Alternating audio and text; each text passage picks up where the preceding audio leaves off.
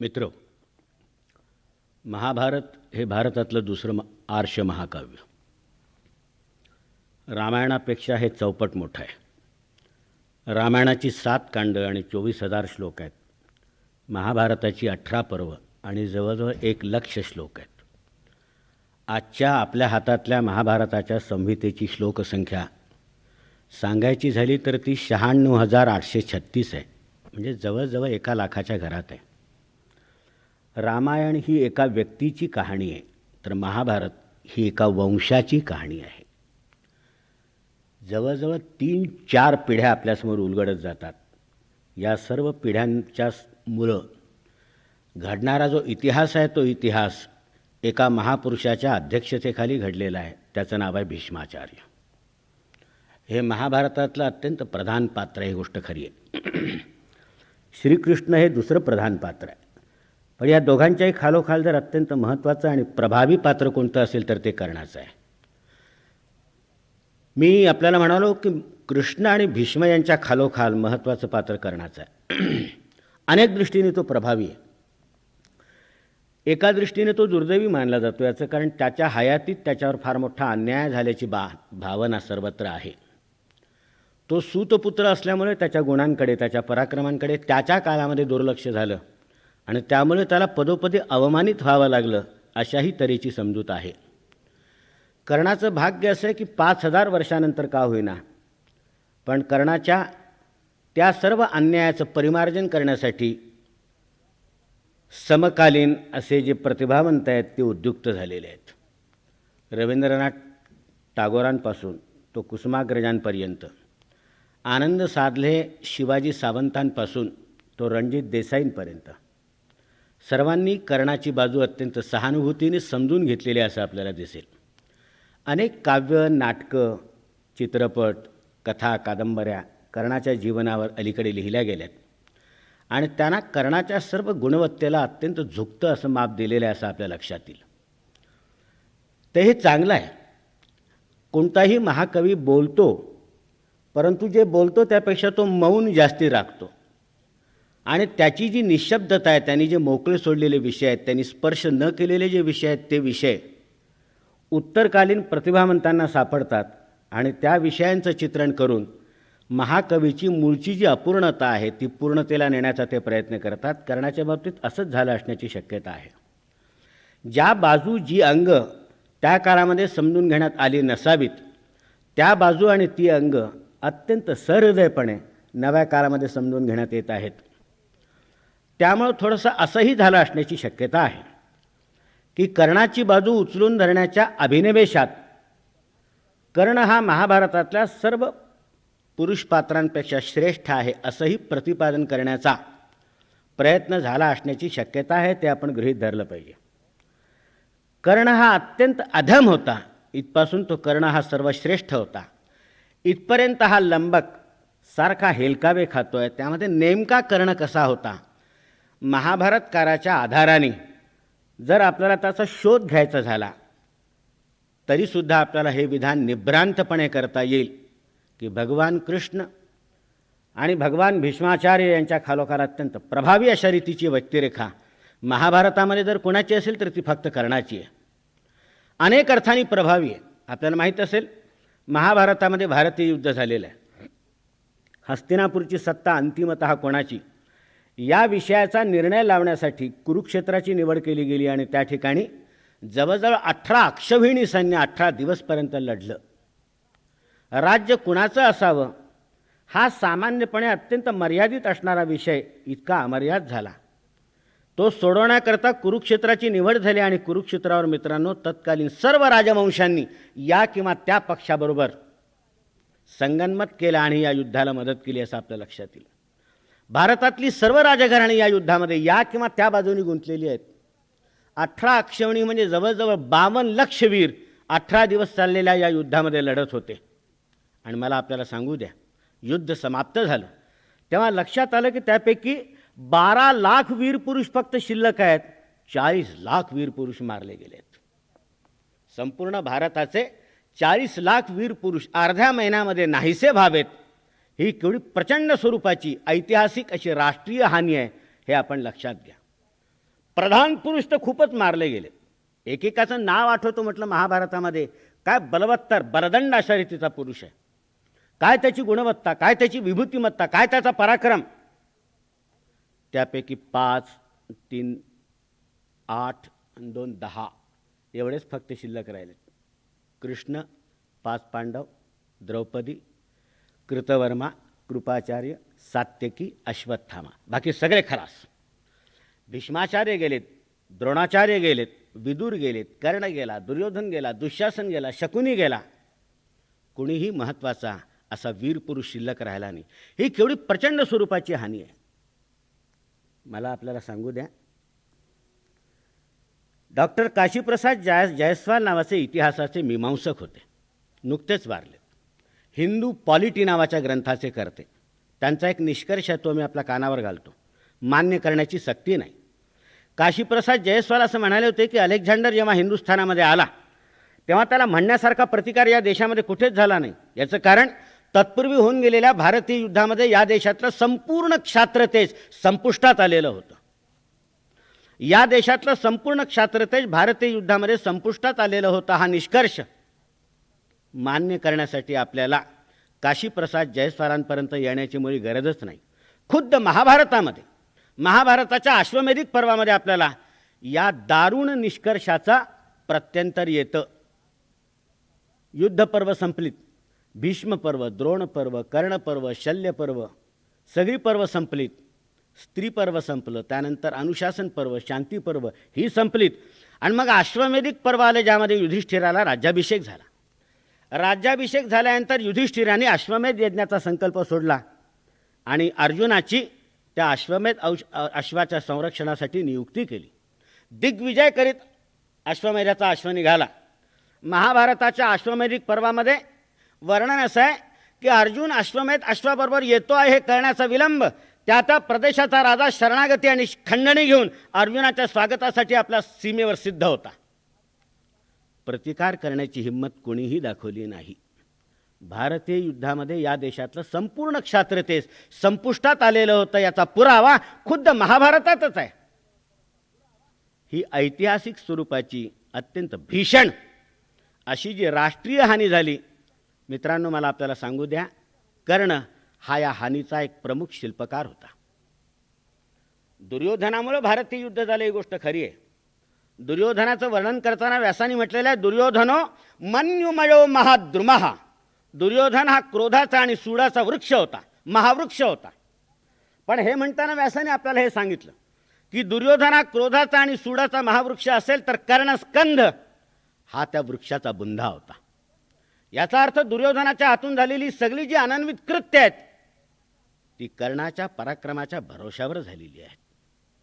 याचा अर्थ भारतीय युद्धामध्ये झालेली ही अक्षम्य स्वरूपाची जी राष्ट्रीय हानी आहे त्या हानीची जबाबदारी कर्णाच्या पराक्रमाला पत्करावी लागते. याही अर्थाने कर्ण महाभारतामध्ये अत्यंत प्रभावशाली आहे. कर्णाच्या विभूतिमत्वाचा दुसरा पैलू म्हणजे कर्ण अत्यंत शूर होता, अत्यंत पराक्रमी होता. भीष्माचार्य, भगवान कृष्ण सोडलेत तर त्यानंतर तिसरं नाव कर्णाचंच यावं इतका तो पराक्रमी होता. अर्जुनाच्या तोडीचा पराक्रम होता, कदाचित अर्जुनापेक्षा अधिक जास्ती पराक्रमी होता. अर्जुनाचा पराक्रम हा सगळा कृष्ण सापेक्ष होता. कर्णाचा पराक्रम हा पूर्णपणे स्वयंभू होता. अर्जुनाने कर्णाचा 3दा पराभव केला ही गोष्ट खरी आहे. वनपर्वामध्ये चित्ररथ गंधर्वाच्या प्रसंगी अर्जुनाने त्याचा पराभव केला. उत्तर गोग्रहण प्रसंगी विराट पर्वामध्ये अर्जुनाने त्याचा पराभव केला आणि शेवटी कर्णपर्वामध्ये तर अर्जुनाने त्याचा पराभव करून वधच केला. गोष्ट खरी आहे. आयुष्यामध्ये कर्णाच्या पराभवाचे प्रसंग काही कमी आले नाहीत, पण माणसाचं मूल्यमापन त्याच्या अपयशापेक्षा त्याच्या यशांवरून केलं जात असतं. कर्णाचा पराक्रम हा स्वयंभू होता. स्वयंभू पराक्रम असणाऱ्या ज्या तिघांकडे दुर्लक्ष झालं आणि त्यामुळे त्या तिघांची उपेक्षा झाल्याचा आरोप आपण सरळ करू शकतो. त्यामध्ये पहिला कर्ण आहे, दुसरा एकलव्य आहे. हा स्वयंभू पराक्रम होता आणि त्यामुळे तो कर्णाला अत्यंत भूषणीभूत होता. हा सर्वश्रेष्ठ असा वीरपुरुष होता असं मी म्हणतो. त्याला एक फार चांगलं मी प्रमाणपत्र आपल्याला सादर करतो. कर्णाबद्दल ज्याचं मत चांगलं नव्हतं आणि अखंड कर्णाची मानखंडना करण्यामध्ये ज्याची हयात गेली होती, असे भगवान भीष्म ज्यावेळेला शरपंजरी पडलेत. कर्णाने जन्मभर भीष्माचा दुस्वास केला होता. कर्ण जन्मभर भीष्माला कुरुकुलाधम म्हणत होता आणि पांडवांच्या बरोबर भीष्माच्या विरुद्ध सतत तो दुर्योधनाचे कान फुंकत होता. इतका त्याच्या अंतःकरणामध्ये भीष्माबद्दलचा द्वेष दाटलेला होता. त्या भीष्म शरपंजरी पडलेत असं त्याला कळलं.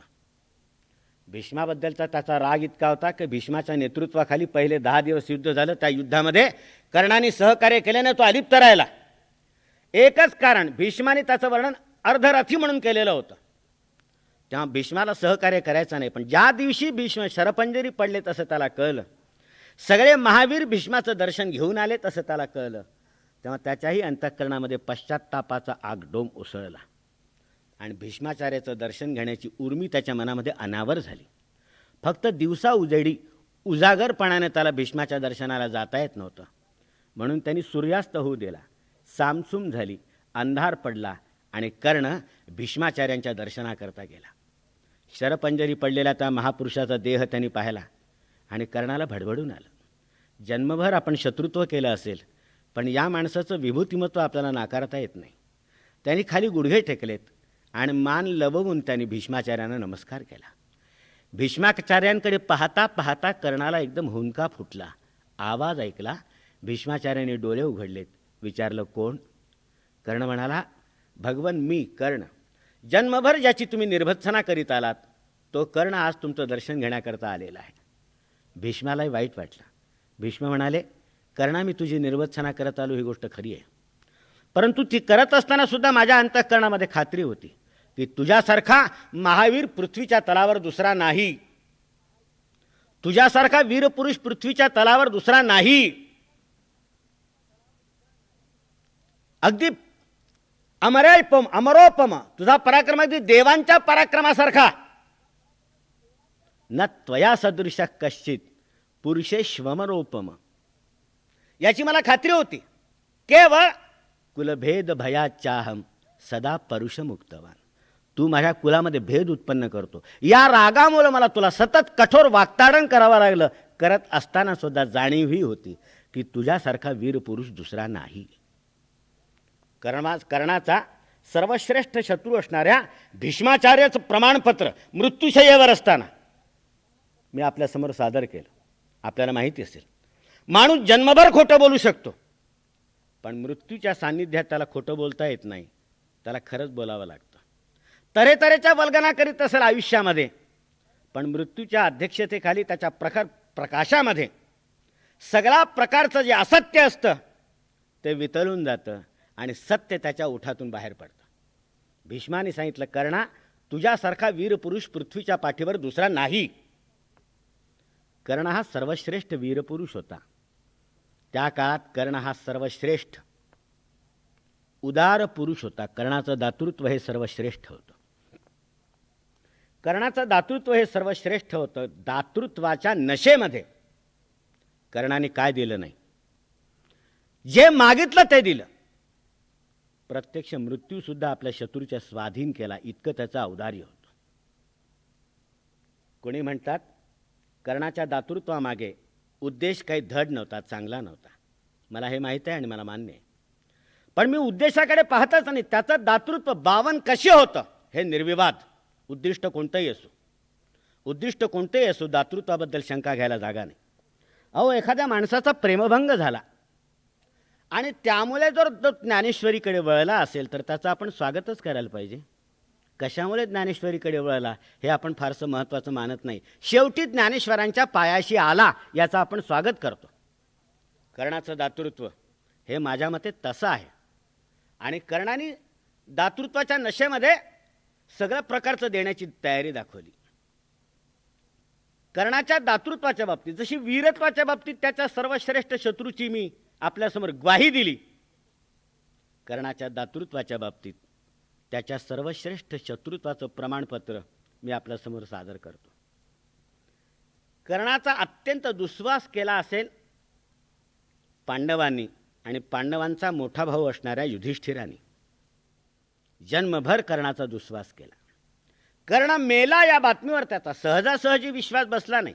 हातामध्ये 2 पेटत्या मशाली घेतल्यात आणि त्याच्या प्रकाशामध्ये कर्ण नक्की मेला असल्याची खात्री करून घेतली. आणि सुटकेचा एक लांब निश्वास टाकून युधिष्ठिर म्हणाला, कर्ण मेला, आज रात्री मला सुखाची झोप येईल.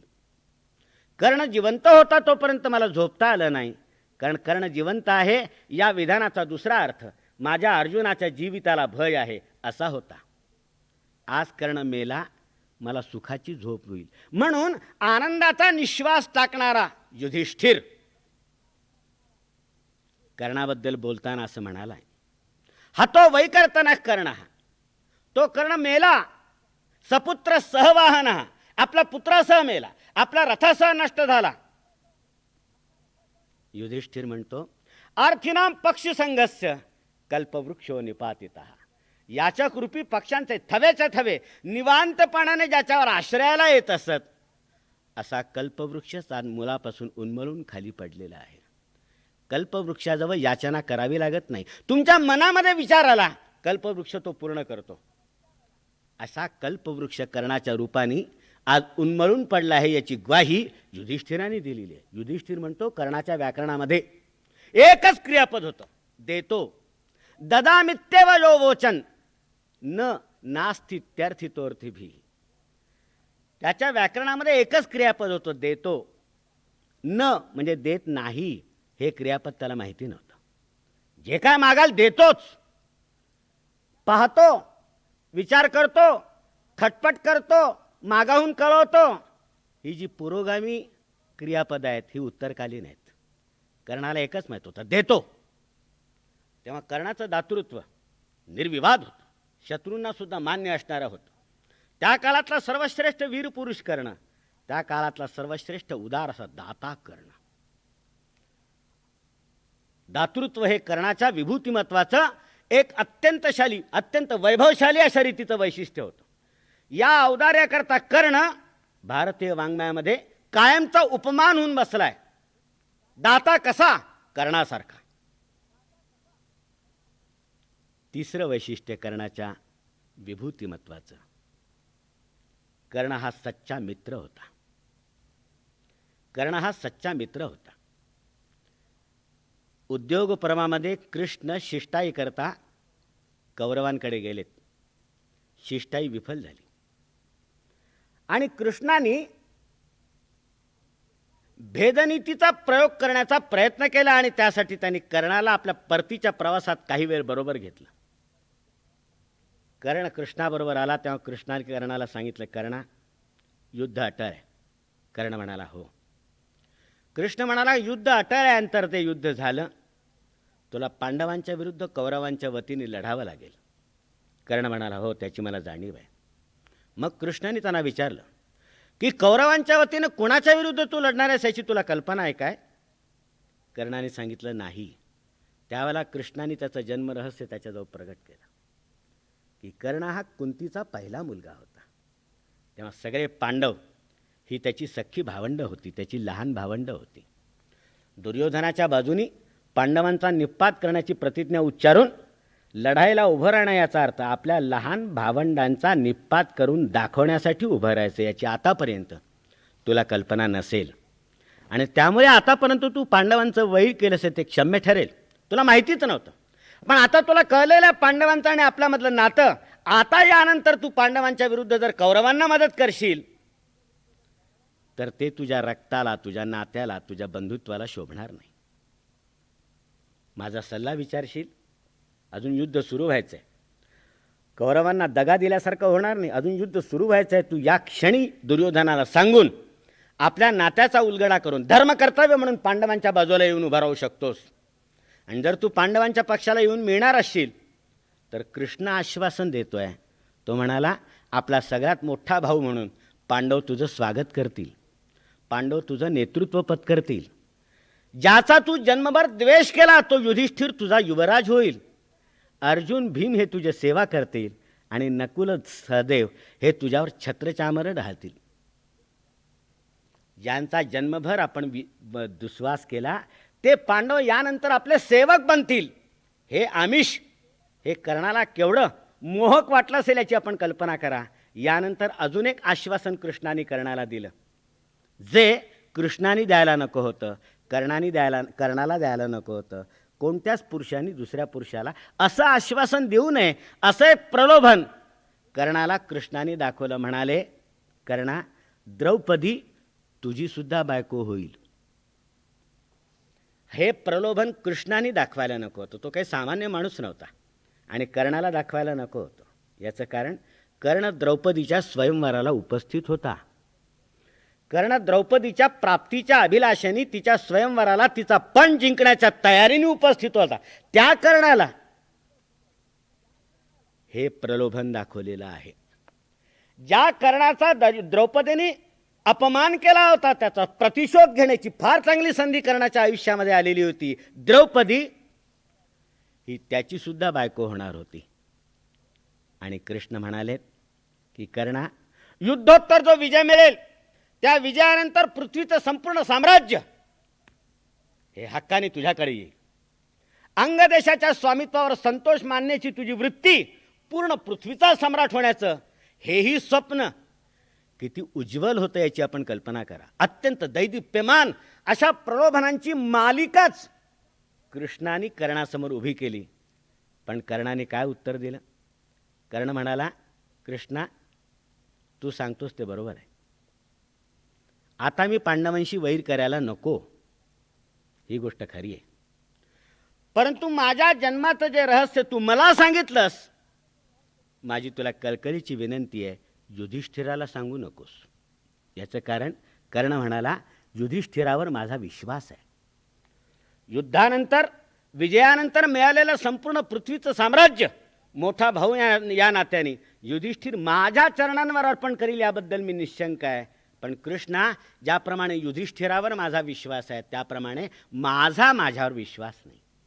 आणि त्यामुळे युधिष्ठिराने अर्पण केलेलं राज्य, जन्मभर केलेल्या उपकाराची परतफेड म्हणून मी दुर्योधनाला देणारच नाही, याचा मला भरोसा वाटत नाही.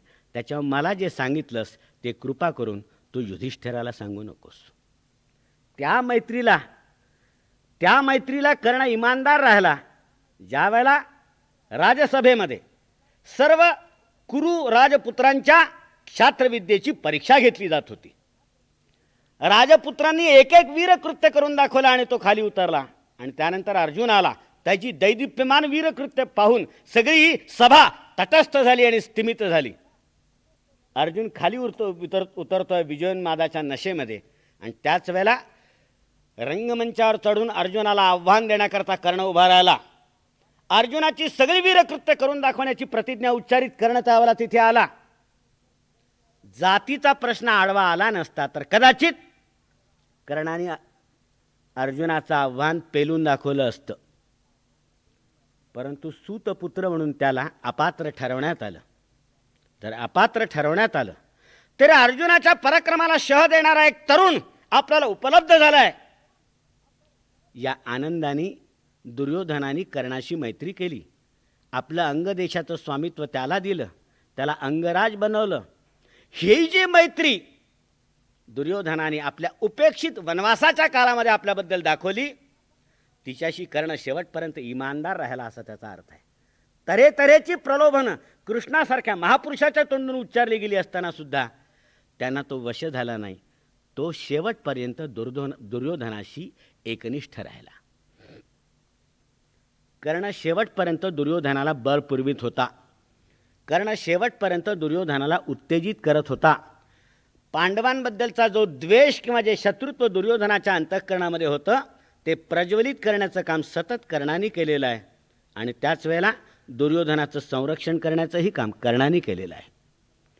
ज्या वेळेला दुर्योधन पांडवांना खिजवण्याकरता आपलं संपूर्ण सैन्य आणि वैभव घेऊन वनवासामध्ये पांडवांना भेटीच्या उद्देशाने गेला आणि चित्ररथ गंधर्वाशी झालेल्या युद्धामध्ये पराजित झाला. चित्ररथ गंधर्वाने त्याला कैद करून नेलं. त्यावेळेला भीमार्जुनाच्या पराक्रमाने त्याला सोडून आणलं.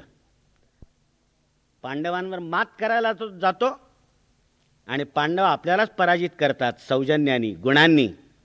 हे लक्षात आलं त्याला जगावं असं वाटे ना. त्यावेळेला कर्णाने त्याला जगवलं. कर्ण त्याला म्हणाला की पांडवांशी युद्धामध्ये आपल्याला मात करता येणार नाही, ही गोष्ट खरी आहे, परंतु पांडवांपेक्षा वरचढ असं कृत्य जर तू करून दाखवलंस, पांडवांचा विसर पडेल आणि तुझी आठवण राहील. त्यावेळेला त्यांनी पांडवांसारखा राजसूय यज्ञ करण्याचा त्याला सल्ला दिला. पण त्या घराण्यामध्ये एक राजसूय यज्ञ होऊन गेला होता, दुसरा करता येत नव्हता. राजसूय यज्ञ ज्याने केला त्याचा रणांगणावर पराभव केलेल्यालाच पुन्हा तो यज्ञ करण्याचा अधिकार प्राप्त होतो, ती शक्यता नव्हती. म्हणून राजसूय यज्ञही करता येत नव्हता. म्हणून विष्णुयाग यज्ञ त्याला करायला लावला. दुर्योधन हस्तिनापूरला परत आला. सच्चा मित्र होता कर्ण. कर्ण सच्चा मित्र होता. कर्ण अत्यंत सोशिक होता. इतका सोशिक होता की लहानपणी गुरुजवळ तो गेला शास्त्रविद्या शिकण्याकरता. त्यांनी कपट केलं. गुरुचं गोत्र ते आपलं गोत्र सांगितलं आणि कपट केलं. एक दिवशी गुरुच्या बरोबर समिधा गोळा करण्याकरता तो अरण्यात गेला. गुरुजी थकलेत आणि याच्या मांडीवर त्यांनी विश्रांती घेतली, झोपलेत. त्यावेळेला वज्रमुख नावाचा एक रानकिडा कर्णाच्या उघड्या मांडीला कडकडून चावला. पण गुरुजीची झोपमोड होईल म्हणून त्यांनी मांडी हलू दिली नाही. तो किडा कर्णाच्या अंगात घुसला, पोखराला लागला. प्राणांतिक वेदना पचून कर्ण शांत आणि निश्चल राहिला. त्या जखमेतून वाहणाऱ्या गरम रक्ताचा ओघळ गुरुजींना लागला. त्यांना चटका बसला. दचकून ते जागे झालेत आणि कर्णाचं कपट उघडकीला आलं. कर्णाचं कपट उघडकीला आलं आणि मग त्यांनी कर्णाला शाप दिला. ही जी सोशिकता कर्णाची सुरुवातीला दिसते, जन्मभर दिसते. तऱ्हेतऱ्हेचे अवमान कर्णाने सहन केलेत, पचवलेत. तऱ्हेतऱ्हेच्या मानखंडना त्याला सहन कराव्या लागल्यात, पचवाव्या लागल्यात. जिथे पचल्या नाहीत ओकारीसारख्या बाहेर पडल्यात. त्याच्या तोंडातून नाही नाही ती दुर्वचनं निघालीत. राजपुरुषांनी उच्चारू नयेत अशी वाक्ये त्याच्या तोंडातून निघालीत. पण अत्यंत सहनशील होता. मित्रांनो, कर्णाच्या विभूतिमत्वाचा अनुकंपा वाटायला लागणारा अजून एक पैलू आहे. कर्ण अत्यंत दुर्दैवी होता. पण कर्ण दुर्दैवी होता हे त्याच्या मातृपितृहीनतेकडे पाहून मी म्हणत नाही. सामान्यपणे कर्ण पोरका होता. जन्म झाल्याबरोबर त्याच्या आईने त्याला टाकून दिलं. त्याची पितृहीनता सामान्यपणे कर्णाचा विचार मनात आल्याबरोबर सर्वांच्या अंतःकरणामध्ये करुणेचा एक ओघ उत्पन्न करते. कर्णाबद्दल लोकांना करुणा वाटते, सहानुभूती वाटते, कारण त्याला विचारायला आई नव्हती आणि वडील नव्हते.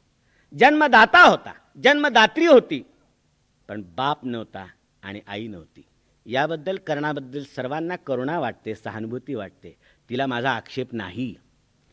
पण कर्णाच्या दुर्दैवाचं हे कारण आहे असं मी मानत नाही. याचं कारण हे दुर्दैव एकट्या कर्णाचं नव्हतं. महाभारतामध्ये मला आपल्याला सांगू द्या, हे दुर्दैव कर्णाची आई कुंती हिचं सुद्धा होतं.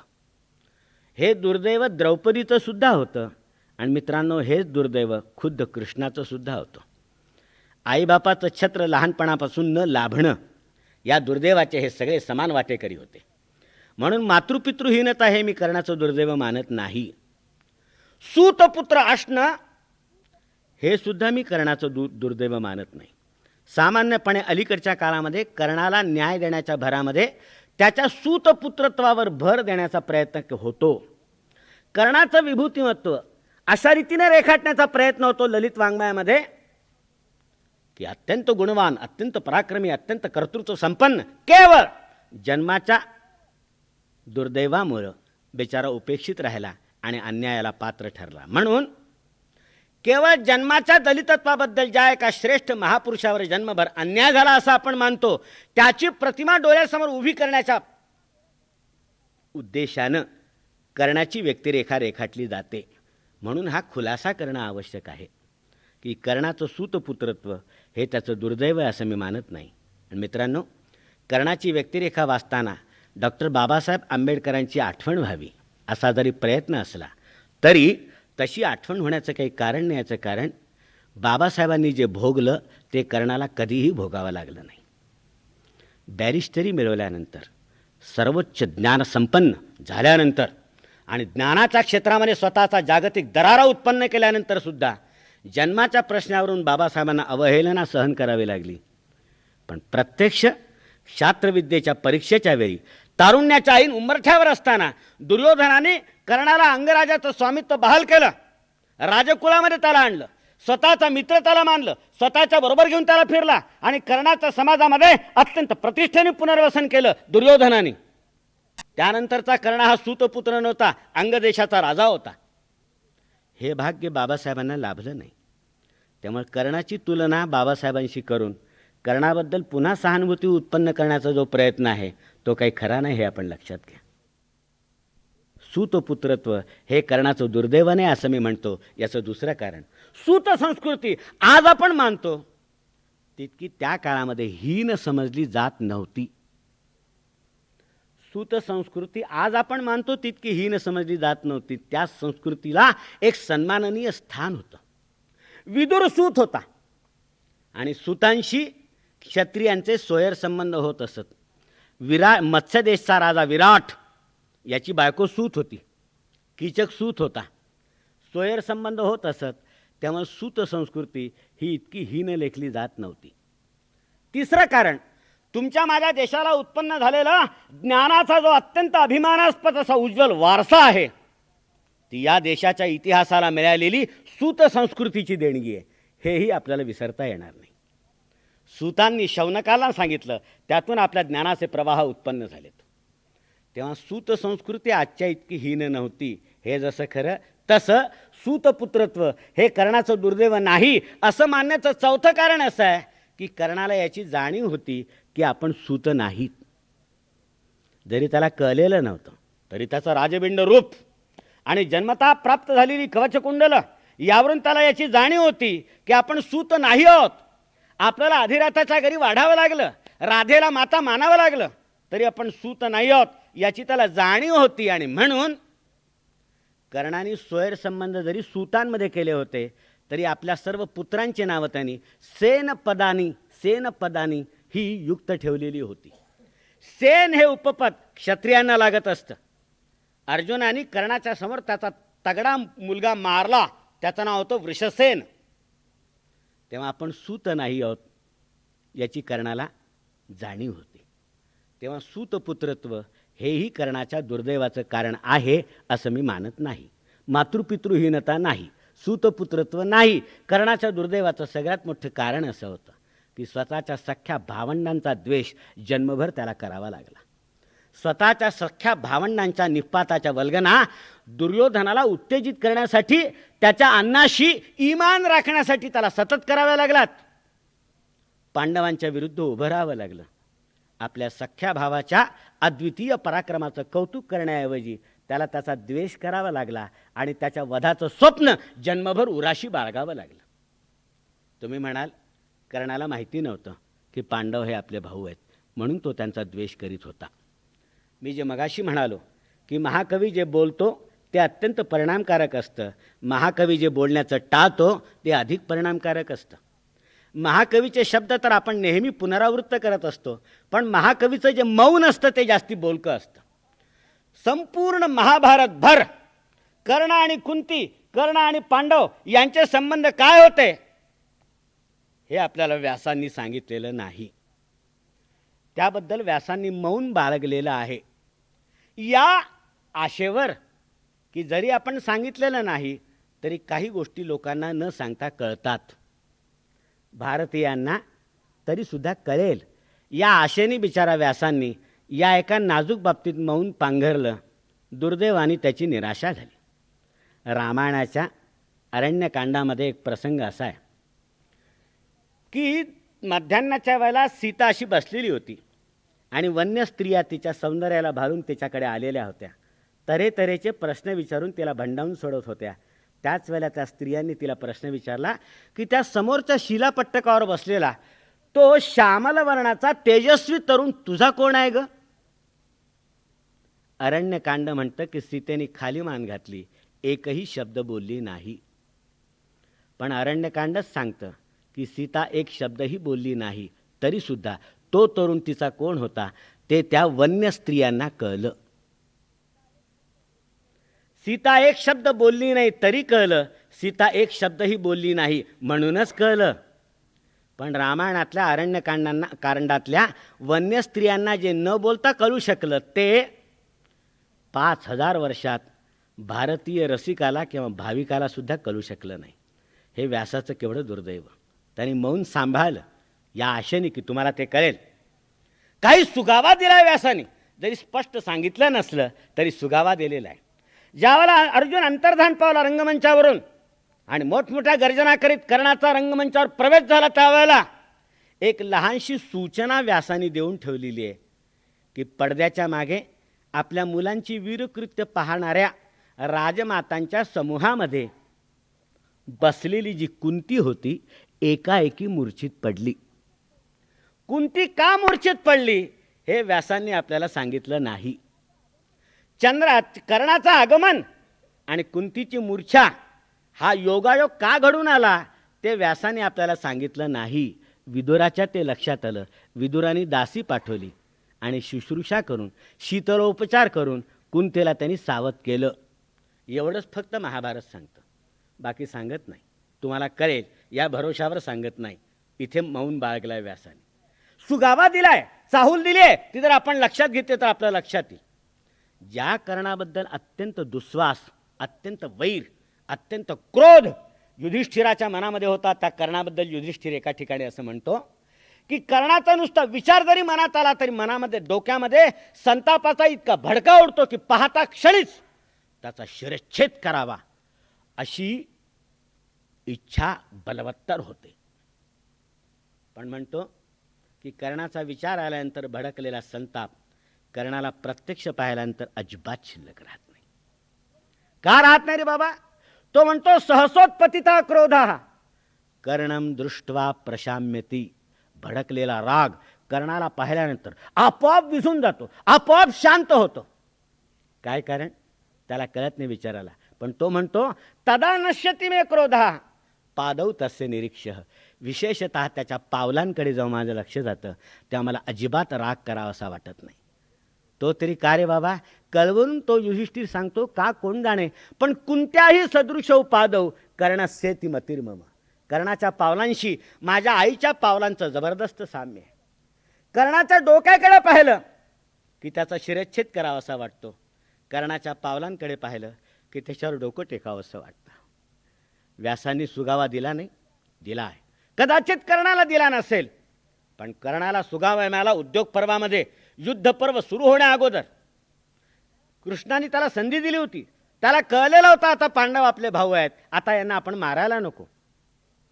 त्यांनी कबूल केलं होतं की इतर भावांना मारणार नाही, फक्त अर्जुनाला मारण्याची मला परवानगी दे.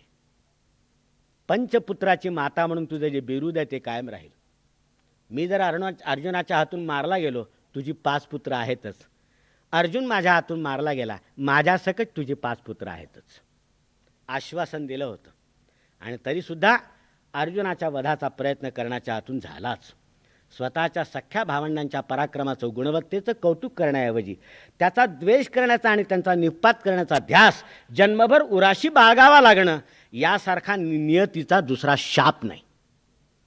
या दृष्टीने कर्ण दुर्दैवी होता. कर्ण दुर्दैवी होता याचं कारण तो सुदैवी ठरला. ज्यावेळेला सगळे वीर पुरुष पडलेत, भीष्माचार्य पडलेत, द्रोणाचार्य पडले. भीष्माचार्यांचं पतन झाल्याबरोबर सेनापती पद कर्णाकडे चालून आलं होतं, पण मनाचा मोठेपणा दाखवला आणि म्हणाला ज्येष्ठ आहेत द्रोणाचार्य, त्यांना सेनापती करा. 5 दिवसानंतर द्रोणाचार्य पडलेत, त्यावेळेला आपोआप सेनापती पद कर्णाकडे चालून आलं. आता हा सूतपुत्र म्हणून निर्भत्सना भोगलेला कर्ण, अंग देशाच्या लहान राज्यावर समाधान मानणारा कर्ण, संपूर्ण भारत वंशाच्या सैन्याचं नेतृत्व करण्याइतका मोठा झालाय. आपण कल्पना करा की केवढा मोठा झाला. आता राष्ट्रीय नेतृत्व त्याच्याकडे चालून आलं. कर्ण हा कुरुकुलाचा सेनापती झाला. हे त्याचं सुदैव होतं आणि हेच त्याचं दुर्दैव होतं. याचं कारण हे दुर्दैव 2-3 रूपांनी त्याला भेटायला आलेलं आपल्याला दिसतं. कर्ण अत्यंत पराक्रमी होता. पहिलं दुर्दैव, कवच कुंडल त्यांनी इंद्राला दिलीत आणि दान प्रतिदान मागत नसतं, पण इंद्राने खुशीने त्याला वासवी शक्ती दिली. कर्णाने इंद्राचा प्रसाद म्हणून ते स्वीकारले. इंद्र म्हणाला होता तुझा सगळ्यात बलाढ्य शत्रू जो असेल त्याच्या बाबतीत तिचा वापर कर. एकदा वापरली गेली की ही शक्ती माझ्याकडे परत येईल. मोठ्या आशेने कर्णाने ती शक्ती अर्जुनाकरता राखून ठेवली. हे कृष्णाने ओळखलं आणि द्रोण पर्वामध्ये भीमाचा मुलगा घटोत्कच याला युद्धामध्ये सोडलं. घटोत्कचाने आपल्या पराक्रमाने सगळ्या कौरव सैन्यांना इतकं त्राहीभगवान करून सोडलं की सेनापती द्रोणाचार्यांनी शेवटी करुणा भाकली कर्णाला की तुझ्याजवळची वासव शक्ती याच्यावर सोड. कर्ण म्हणाला शक्य नाही, ती मी अर्जुनाकरता ठेवली आहे. द्रोणाचार्य म्हणाले याच्या तावडीतून आपण जिवंत राहिलो तरच तू अर्जुनाच्या बाबतीत वापरशील की नाही, मला तर याची शाश्वती वाटत नाही. निरुपायाने ती शक्ती त्याला घटोत्कचावर सोडावी लागली आणि घटोत्कच खाली पडला. त्याचं धूळ आकाशातून खाली कोसळलं तेव्हा त्याच्या धुळाखाली सुद्धा 10-15 कौरव सैनिकांचा चेंदामेंदा झाला. असा तो घटोत्कच. आणि त्यासाठी वासवी शक्ती होती ती गेली. कर्णाची कवचकुंडलं गेलीत ज्यामुळे तो जन्मतः अजिंक्य होता सगळ्या जगामध्ये. आता ज्या वासवी शक्तीच्या जोरावर अर्जुनाला मारण्याचा संकल्प करून बसला होता ती वासवी शक्ती सुद्धा गेली आणि सेनापतीपद स्वीकारलं. आणि कर्णाने आपली संपूर्ण क्षात्रविद्या घालवून टाकली. कर्ण सेनापती झाला. संपूर्ण कौरव सेनेचा अधिपत्य त्याच्याकडे आलं. सूतपुत्र म्हणून जन्मभर हिणवल्या गेलेल्या कर्णाकडे भारतातल्या सर्वोच्च राजकुलाचं नेतृत्व आलं. परंतु त्याचवेळी त्यांनी या सगळ्या शक्ती गमावून टाकल्या होत्या. सेनापतीपद स्वीकारताना कर्णाने एका चांगल्या सारथ्याची मागणी केली. स्वतःहून शल्याचं नाव सुचवलं.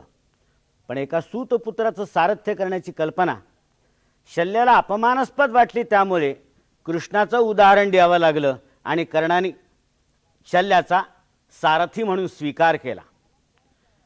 कर्ण युद्धावर जायला निघाला त्यावेळेला शल्याने त्याची मानखंडना करायला सुरुवात केली, त्याचा तेजोभंग करायला सुरुवात केली. कर्ण चिडला आणि ज्या मदर देशातून शल्य आला होता त्या मदर देशाच्या संस्कृतीवर तो तोंड टाकून बोलू लागला.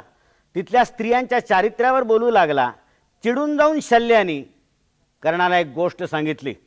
एका समुद्राच्या काठावर असलेल्या एका श्रीमंत नगरशेठाच्या घरच्या पक्वान्नाच्या बाहेर फेकलेल्या पत्राळींवर पुष्ट झालेला एक कावळा स्वतःला कसा सर्व पक्षी समूहांमध्ये श्रेष्ठ समजू लागला त्याची गोष्ट त्यांनी सांगितली.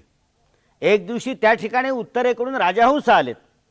त्यावेळेला हा गलेलठ्ठ झालेला उष्ट्या पत्रावळीवर गलेलठ्ठ झालेला कावळा त्यांना विचारू लागला. जणू तो स्वतःला पक्ष्यांचा राजा समजू लागला आणि राजहंसांशी तुच्छतेने बोलत तो त्यांना विचारू लागला की माझ्याशी तुम्ही उडण्याची शर्यत खेळता का? ते म्हणाले नाही भैया. तेव्हा कावळ्याने त्यांनी सांगितलं की मला तऱ्हेतऱ्हेचे उड्डाणाचे प्रकार अवगत आहेत. उड्डीन, संडीन, प्रडीन, अवडीन हे प्रकार तुम्हाला माहिती आहेत का? त्यांनी सांगितलं नाही. परंतु शेवटी ते शर्यतीला तयार झालेत आणि कावळ्यांनी त्यांच्याबरोबर उडायला सुरुवात केली. उड्डीन, संडीन, प्रडीन, अवडीन सगळे प्रकार त्यांनी दाखवलेत. कावळ्याच्या लक्षात येऊ न देता राजहंसांनी त्यांची गती समुद्राकडे वळवली आणि भान न राहून कावळाही त्यांच्याबरोबर उडू लागला. पाहता पाहता कावळ्यांच्या पंखांमधलं त्राण संपलं आणि आता आपण आपल्या जमिनीवर परत जाऊ शकू किंवा नाही याबद्दलची शंका त्याच्या मनामध्ये उत्पन्न झाली. त्यांनी पाहिलं पाणीचं पाणी चहूकडे होतं आणि जमिनीचा कुठेही पत्ता नव्हता. त्यावेळेला त्याला भीती वाटली की एका नशेच्या भरामध्ये आपण हे कबूल केलं आणि आज आपण आपल्या हाताने आत्मघात ओढून घेतो आहोत. तेव्हा त्यांनी मुद्दाम पाहिलं समुद्राचा काठ कितीतरी लांब राहिलेला होता. काय करावं त्याला सुचेना. शेवटी हळूहळू त्याच्या पंखातलं त्राण गळू लागलं आणि कावळा खाली खाली खाली येऊ लागला. राजहंसाने कुचेष्टेने त्याला विचारलं की तू मगाशी जे उड्डाणाचे प्रकार सांगितलेत उड्डीन, संडीन, प्रडीन, अवडीन त्यामध्ये सध्या जो प्रकार तू वापरतोयस त्याचा कुठे उल्लेख नव्हता. तो बिचारा शर्मिंदा झाला. काय करावं त्याला सुचेना. अंगातली सगळी शक्ती संपली आणि कावळ्यानी अक्षरशः समुद्राच्या पाण्याला स्पर्श केला. त्यावेळेला दया येऊन राजहंस खाली उतरला, आपल्या खांद्यावर त्याला घेतलं आणि परत उडत उडत त्यांनी वाळवंटावर कावळ्याला आणून सोडलं. जे हलकट कुलामध्ये जन्मलेले लोक असतात, दुसऱ्याच्या पत्रावर पुष्ट झालेले असतात, ते स्वतः इतके मदोन्मत्त बनतात की अभिजात जातिवंत अशा लोकांना सुद्धा ते तुच्छ लेखायला लागतात. कर्णा, तो बघ समोर अर्जुन उभा आहे, चल त्याच्याशी त्याचं पारिपत्य करायला. अशा रीतीने गोष्टी सांगत शल्याने कर्णाचा तेजोभंग करायला सुरुवात केली. कर्णाच्या मनावर त्याचा परिणाम निश्चितच झाला, पण तरी सुद्धा नवीन अवसान आणून अर्जुनाचा वध करण्याच्या ईर्ष्येने कर्ण पुढे सरसावला. पण कल्पना करा, कवचकुंडल गेलीत, वासवी शक्ती गेलीत आणि गुरुकडून शिकलेली जी विद्या होती ती सुद्धा गेली. आता कर्ण पूर्णपणे निःशक्त झाला. अशा वेळी तो कौरव सेनेचा आधिपत्य स्वीकारून पांडवांच्या पारिपत्याकरता पुढे निघालेला आहे. सांगण्यात असं येतं की त्याला गुरुचा शाप होता, त्यांनी कप्तानी विद्या मिळवलेली होती, गुरुचा शाप होता आणि त्यामुळे कप्तानी मिळवलेली विद्या ऐनवेळी नाहीशी होईल असा गुरुनी त्याला शाप दिला होता, म्हणून तो बिचारा दुर्दैवी ठरला. मला हे मान्य नाही. मित्रांनो, आपल्या प्राचीन संचितामध्ये वराची आणि शापाची जी ठिकाणं आहेत ती आपण अभ्यासपूर्वक एकदा पहा. तुमच्या असं लक्षात येईल की ज्या ठिकाणी कार्यकारण भावाचा उलगडा होत नाही अशाच ठिकाणी नेमके वर आले आहेत आणि अशाच ठिकाणी नेमके शाप आले आहेत. ही घटना का घडली असावी हे कळेन असं झालं मानवी बुद्धीला. तेव्हा वराची कल्पना निघाली, तेव्हा शापाची कल्पना निघाली. कर्ण क्षात्रविद्या विसरून गेला. या बाबतीत त्याला कुणीही शाप देण्याची गरज नाही. एवढी प्रचंड जबाबदारी त्याच्यावर पडली होती. तो पदाधिकाराचा बोजा इतका प्रचंड होता की त्या बोझानेच कर्ण जर निराश झाला असेल आणि खचून गेला असेल तर हे मानवी स्वभावाला सोडून नव्हतं. हे आपण लक्षात घ्या. किती इतकी मोठी जबाबदारी पडली होती की त्या जबाबदारीच्या भरामध्ये, चिंतेमध्ये तो सगळं विसरून गेला. हे काही अशक्य नव्हतं. याचं कारण मित्रांनो, मी जन्मभर मास्तरकी केलेली आहे. शिकलेलं ज्ञान विसरण्याचा प्रसंग कर्णाच्या आयुष्यामध्ये एकदाच आला. माझ्या आयुष्यामध्ये तो दरवर्षी 2दा येतो, मार्चमध्ये आणि ऑक्टोबरमध्ये. तुम्हाला दुसऱ्या कोणाची नाही, माझ्या मुलाची गोष्ट सांगतो. तो मॅट्रिकला होता. काय अभ्यास केला होता. माझं काळीच तुटत होतं त्या परिश्रमांकडे पाहून. रात्र जागायचा, अभ्यास करायचा. तऱ्हेतऱ्हेची गाईड, मार्गदर्शिका, गुरुकिल्ल्या मी त्याला आणून दिल्यात. इतकंच नव्हे तर परीक्षा चालू असताना गावातल्या एका विशिष्ट चौकामध्ये अपरात्री मिळणारे संभाव्य प्रश्नसुद्धा मी त्याला विकत घेऊन दिलेत. तो परीक्षेला गेला. मी धडधडत वाट पाहत राहिलो. मुलगा परत आला आणि मी त्याला विचारलं की का रे, कसा होता पेपर. तो म्हणाला, बाबा काल रात्री ज्याची तयारी केली तेच सगळं पेपरमध्ये उतरलं होतं. म्हटलं शाबास. काल ज्याची तयारी केली ते सगळं पेपरमध्ये उतरलं होतं. म्हटलं शाबास, सोडवला असणं चांगला. तो म्हणाला, नाही बाबा. म्हटलं का रे. तो म्हणाला, मी सगळं अत्यंत आनंद झाला मला, कारण काल सगळं मी केलेलं होतं, पण उत्तरपत्रिका माझ्या हातात घेतली आणि ब्लँक, सगळं विसरून गेलो, काहीच आठवेना. मी इतका रागावलो त्याला. म्हणजे तुला लाज वाटत नाही का. तुझ्यासाठी बाप इतका खर्च करतो, इतका त्याग करतो, साधा अभ्यास करून तुला पास होता येत नाही, हे निमित्त सांगतो की सगळं विसरून गेलो, शरम नाही वाटत.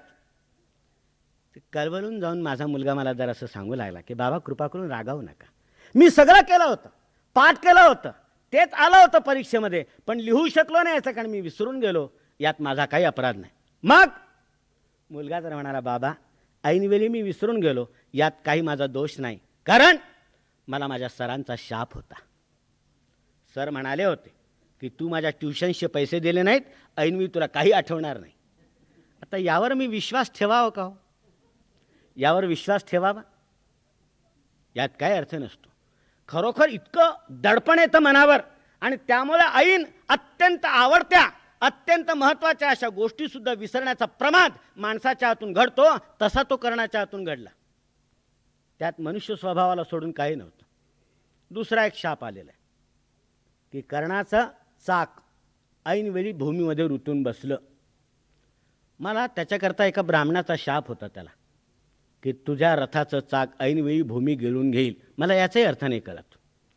ब्राह्मणांनी असा शाप का द्यावा त्याचा जसा अर्थ कळत नाही, तसं मला याचाही अर्थ कळत नाही की कर्ण इतका दरिद्री होता का हो? पांडवांचा सेनापती होता तो कौरवांचा सेनापती होता. कौरवांकडे 11 अक्षौहिणी सैन्य होतं, पांडवांकडे फक्त 7 अक्षौहिणी सैन्य होतं. पांडव हे दरिद्री होते, वनवासी होते, आणि कौरव वैभवशाली होते. इतकं दारिद्र्य की एकच रथ. अहो, सेनापतीच्या मदतीला रथांचा जथ्था उभा असतो. एक रथ मोडला की तो ताबडतोब दुसऱ्या रथामध्ये उडी टाकतो आणि त्या रथासाठी लढतो. इतकं की एकच रथ, त्याचं एक चाक गेल्याबरोबर कर्ण इतका हतबल बाबा की त्यांनी अर्जुनाची करुणा भाकावी की थोडा वेळ युद्ध थांबव, मी खाली उतरतो, चाक काढतो आणि पुन्हा एकदा लढाई करतो, अशी विनंती करावी. पण ते दाखवलेलं आहे, खरं नाही. आदल्या रात्री पाऊस झाला असेल, कुरुक्षेत्रावरच्या वाटा निसरड्या झाल्या असतील आणि कदाचित त्याच्यामुळे त्याचं एक चाक हे घसरलं असेल आणि ते अडकून गेलं असेल. हे सहज शक्य आहे. त्याच्याकरता कोणी शाप देण्याची गरज नाही, हे सहज शक्य आहे. परंतु कर्णाचं इतकं दारिद्र्य की एकच रथ. अर्जुनाच्या मनावर त्याच्या विनंतीचा परिणाम झाला आणि अर्जुनाने आपला रोखलेला बाण परत घेतला. कर्ण खाली उतरला आणि जीवाच्या आकांताने ते चाक वर उचलण्याचा प्रयत्न करू लागला. मला याच्याबद्दल कर्णाची कीव येते की त्याच्याजवळ परिचर नव्हते, सेवक लोक नव्हते, सहकारी नव्हते, साथी नव्हते की जे कर्णाला याबाबतीत मदत करतील. आपल्या पुढाऱ्याला तो उतरला आणि आपल्या हाताने ते चाक उचलू लागला. चाक उचलण्याच्या प्रयत्नात असतानाच कृष्णाने अर्जुनाला आदेश दिला की याच्यावर बाण सोड. आणि अर्जुनाने आदेशानुसार बाण रोखला, प्रत्यंच्या ताणली, तो कर्णावर सोडणार. इतक्यात कर्णाचं तिकडे लक्ष गेलं आणि त्याच्या डोळ्यांमध्ये पंचप्राण साकळून आलेत. आणि आता कर्ण अशा अवस्थेत मारला जाणार हे त्याच्या लक्षात आल्यावर तो अर्जुनाला म्हणाला, अर्जुना, हे धर्मयुद्ध नव्हे. निशस्त्र माणसावर शस्त्र उगारणं हे धर्मयुद्ध नव्हे. अर्जुनाने पुन्हा बाणावरता घेतला. कृष्णाने कपाळावर हात मारून घेतला की कुंतीच्या पोरांच्या नशिबात काही विजय आणि राज्य दिसत नाही. तेव्हा आता अर्जुनाला सांगण्यात अर्थ नाही म्हणून कृष्ण स्वतः पुढे झाला आणि कृष्ण कर्णाला म्हणायला लागला, कर्णा, आज तुला धर्माची आठवण झाली काय? धर्मयुद्ध नव्हे असं म्हणतोस, आज तुला धर्माची आठवण झालीस. कृष्ण त्याला म्हणाला, जन्मभरले का धर्माकडे तू पाठ फिरवलीस, धर्माशी शत्रुत्व केलंस, अधर्माची पाठराखण केलीस आणि प्राणांताची वेळ आल्यानंतर तुला धर्माची आठवण झाली काय? अरे, भीमावर विषप्रयोग केला प्रमाण कोटीमध्ये, त्यावेळेला तुझा धर्म कुठे गेला होता? वारणावतामध्ये पांडवांना जिवंत जाळण्याचा अधम प्रयत्न केला तेव्हा तुझा धर्म कुठे गेला होता? पांडवांवर परोपरीचा अन्याय झाला त्यावेळेला त्यांची बाजू न घेण्यासाठी तुझा धर्म कुठे गेला होता? ते कूट द्यूत खेळलं गेलं, कपट द्यूत खेळलं गेलं, त्यावेळेला तुझा धर्म कुठे गेला होता? आणि द्रौपदीची विटंबना झाली त्यावेळेला तुझा धर्म कुठे गेला होता? पांडव वनवासात गेले त्यावेळेला सुद्धा तुम्ही त्यांचा पिच्छा पुरवला नाही, त्यावेळेला तुझा धर्म कुठे गेला होता? या महत्त्वाच्या प्रसंगी तू धर्माकडे दुर्लक्ष केल्यास आणि जीव जाण्याची वेळ आली तेव्हा तुला धर्माची आठवण आली काय? लक्षात ठेव, जन्मभर जे धर्माचं रक्षण करतात, प्राणांताच्या वेळी धर्म त्यांचं रक्षण करत असतो. धर्मो रक्षती रक्षतः. तेव्हा तू आता धर्माचं संरक्षण मागण्यामध्ये काय अर्थ नाही. आणि त्याने अर्जुनाला पुन्हा सांगितलं, अर्जुन, बाण सोड. अर्जुनाने बाण सोडला आणि कर्ण खलास झाला. तुमच्या मनात असा सुद्धा प्रश्न कधी येत नाही का की ऐन युद्धाच्या धुमश्चक्रीमध्ये कर्णाने विनंती करावी आणि कृष्णाने एवढा मोठा युक्तिवाद त्याच्याशी करावा? इतकी सवड युद्धाच्या धुमश्चक्रीत मिळाली असेल की कृष्ण प्रश्न विचारतोय आणि कर्ण प्रत्येक प्रश्नानिशी खचून जातोय आणि नाही नाही चुकलो असं म्हणतोय. असं घडलं असण्याची शक्यता आहे. बाकीचे सैनिक काय करत होते? सगळ्यांनी युद्ध थांबवलं आणि कृष्ण कर्ण संवाद ऐकायला लागलेत आणि सगळे कृष्णाच्या वक्तृत्वाची तारीफ करायला लागलेत की वा, काय बिनतोड असा युक्तिवाद आहे कृष्णाचा. असं झालं असेल हेही खरं मानण्याची गरज नाही. मित्रांनो, खरं तर असं आहे, ऐन प्राणांताच्या वेळी जेव्हा त्यांनी धर्मयुद्धाची अपेक्षा केली अर्जुनाकडून, त्यावेळी त्याच्या अंतःकरणातला सदसद विवेक रूप कृष्ण जागृत झाला आणि त्याच्या अंतःकरणात जागृत झालेल्या सद्विचाररूपी कृष्णाने त्याला प्रश्न विचारलेत की अर्जुनाकडून, धर्माची अपेक्षा करण्याचा अधिकार तुला किती आहे? काय केलंस तू धर्मासाठी की जेणेकरून धर्माने यावेळेला तुझी पाठराखणी करण्याचा तू अपेक्षा बाळगावी? कर्णाच्या सदसद विवेक बुद्धींनी प्रश्न विचारलेत. कर्णाला त्याची उत्तरं देता आली नाहीत. आपण हेही लक्षात ठेवा. माणूस जन्मभर स्वतःच्या कर्तृत्वाचा वल्गना करत असतो आणि अहंकार बाळगत असतो, आणि ऐन मृत्यूच्या वेळी त्याला त्याच्या आयुष्यातली सगळी पापं, सगळी दुराचरणं, सगळ्या चुका आठवीत असतात. कर्णाच्या बाबतीत तेच झालं. कर्णाच्या बाबतीत तेच झालं. त्याच्या सदसद विवेक बुद्धीच्या टोचणीमुळे कर्ण स्वतः अर्धमेला झाला आणि अर्जुनाच्या बाणाला केवळ निमित्त मात्र ठरावं लागलं. निमित्त मात्रम भवसव्यसाचीन हा उद्गार याही बाबतीत खरा ठरला आणि कर्ण निशस्त्र असताना अर्जुन त्याचा पराभव करू शकला. कर्ण निशस्त्र असताना अर्जुन त्याचा वध करू शकला. हाही एक प्रकारे कर्णाच्या शौर्यावर एक चांगला शिक्कामोर्तब करण्यासारखा पुरावा ठरतो. कर्ण महापुरुष होता. मी आपल्याला म्हणालो त्याप्रमाणे कृष्ण आणि भीष्म याच्या खालोखाल जर महापुरुषाची पात्रता कोणाची असेल महाभारतामध्ये कर्णाची होती. अतिशय उत्तुंग अशा रीतीचे सद्गुण कर्णामध्ये होते. अतिशय लज्जास्पद अशा रीतीचे दुर्गुण सुद्धा कर्णामध्ये होते. जो अभिजात जन्मानी पण संस्कृतीने बिचारा नीट रीतीने वागवला गेला नाही, त्याच्या आयुष्यातले आणि अंतःकरणातले जे दुर्गुण असतात ते सगळे कर्णामध्ये उतरले होते. त्याची भाषा अर्वाच्य होती. त्याला स्वतःबद्दल अत्यंत अहंकार होता. दुसऱ्याला तुच्छ लेखण्याची वृत्ती होती आणि सूड घेण्याची अतिशय विषारी वृत्ती त्याची बळावलेली होती.